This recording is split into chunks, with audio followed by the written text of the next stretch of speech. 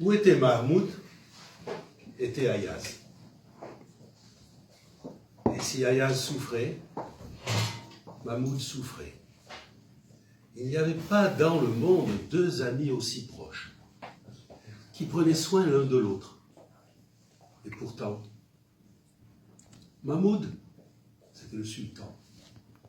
Et Ayaz était un de ses esclaves. Ayaz à la blanche poitrine.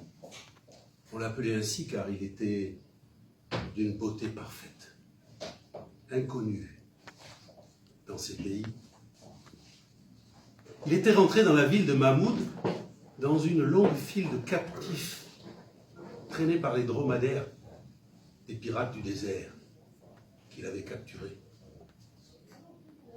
Ayaz, Ayaz, il en avait parcouru des chemins poussiéreux.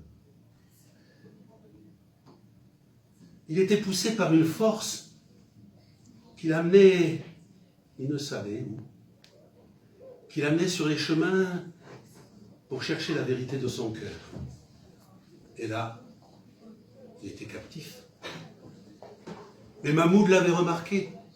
Il avait été séduit par sa beauté, par son visage fin, par son œil d'aigle, ses lèvres fines.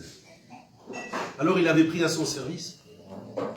Il avait été séduit par les paroles simples de cet homme. Par les paroles, jamais une bassesse. Il l'avait fait venir près de lui. Il était devenu son conseiller. Ah, tous les courtisans en étaient irrités. Comment, avec toutes les belles femmes qu'il a dans son harem, toujours ce Ayaz avec lui, toujours à lui glisser à l'oreille ce qu'il doit faire. Le vizir, il en était furieux.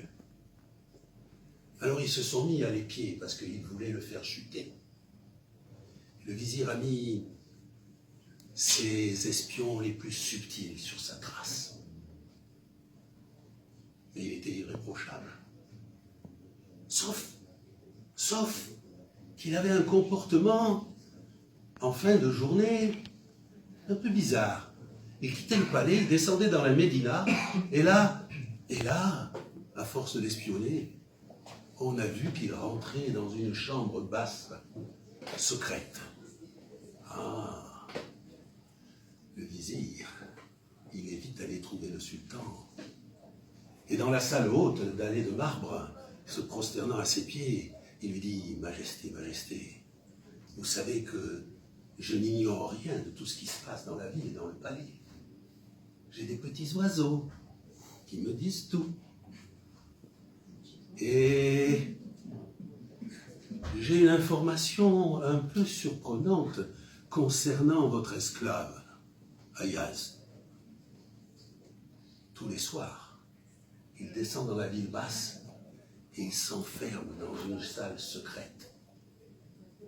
Oh, je n'imagine pas, mais peut-être c'est invraisemblable, mais quand même, peut-être qu'il complote là votre chute, votre perte avec quelques malandrins. Oh, Ayaz est mon ami, j'ai toute confiance en lui. Ce que tu me dis là te déshonore. C'est toi qui as l'esprit mal tourné. Sors de mon palais. Ah, le vizir est reparti. Mais il n'était pas mécontent parce qu'il savait bien que cette idée-là allait trotter dans la tête du sultan. Alors le sultan aussitôt a fait appeler Ayaz. Et avant même de l'embrasser, comme il le faisait tous les jours, il lui dit « Ayaz, mon ami, tu me caches pas quelque chose ?»« Ben non, monseigneur. » Et si je te demande ce que tu fais dans cette salle basse dans la Médina tous les soirs, me le diras-tu? Ayaz est resté figé. Et il a dit non, je ne peux rien te dire. Ah, mais est-ce que tu m'es fidèle? Ah oui, je le suis, monseigneur. Retire-toi. Ayaz s'est retiré. Le sultan, il n'a pas dormi de la nuit. Le lendemain matin, quand Ayaz est sorti de sa chambre basse, devant la porte, il y avait le sultan, le vizir et 2 gardes avec une hache sur l'épaule. « Laisse-moi entrer !» Ayaz a refermé la porte derrière lui. Il a dit non, tu ne peux pas entrer. Alors, le sultan l'a pris par les épaules et lui a dit, si tu ne me laisses pas entrer, il en est fini de notre amitié. Est-ce cela que tu veux? Donne-moi la clé. Ayaz a lâché la clé, elle est tombée sur la dallage. Le vizir s'en est emparé promptement, a ouvert la porte. Mahmoud est rentré. Et là, une pièce sombre,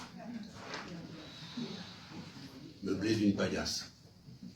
Et accroché au mur, un vieux manteau, tout rapiécé, un bol en terre cuite et un bâton noueux.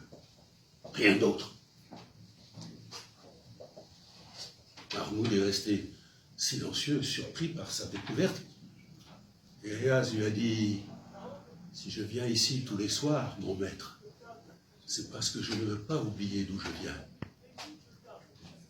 Ton amitié me comble de cadeaux et de bienfaits.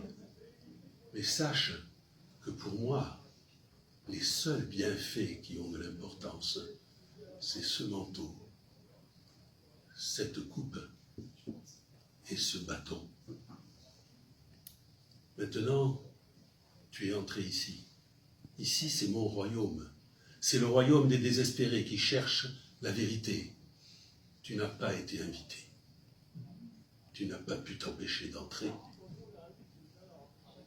Alors Mahmoud, surpris par cette réponse, a embrassé le bas du vieux manteau rapiécé et est sorti à reculons. Ayaz a refermé la porte et il n'a rien dit.